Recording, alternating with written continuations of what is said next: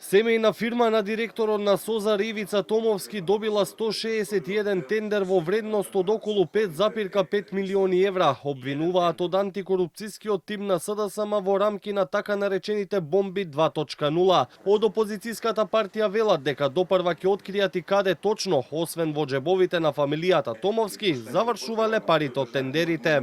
Со доаѓањето на ДПМН на власт, семејната фирма на Томовски ја зголемила својата деловна дејност за 306%. И тоа само во 2024 година.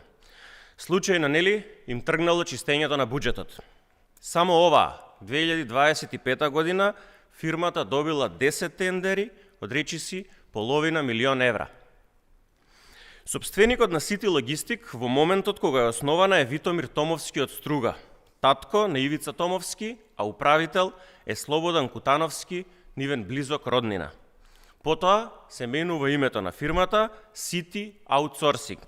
Иста адреса, ист единствен матичен број на субјект, само со друго име. СДСМ изнесуваат невистини, посочената компанија не била негова, а во моментов нема никаква приватна фирма, вели Томовски во одговорот за Канал 5. Вистината за случајот е следна. Посочената компанија не е моја, ниту пак имам било каков удел во нејзе. Јас во моментов немам никаква приватна компанија и единствено сум насочен кон мојата работа како директор на СОЗР. Целиот мој живот работам честно и одговорно и така и ќе продолжам. СДС ќе мора да се извини поради изнесените клевети, во спротивно ќе поднесам тужба пред надлежните органи.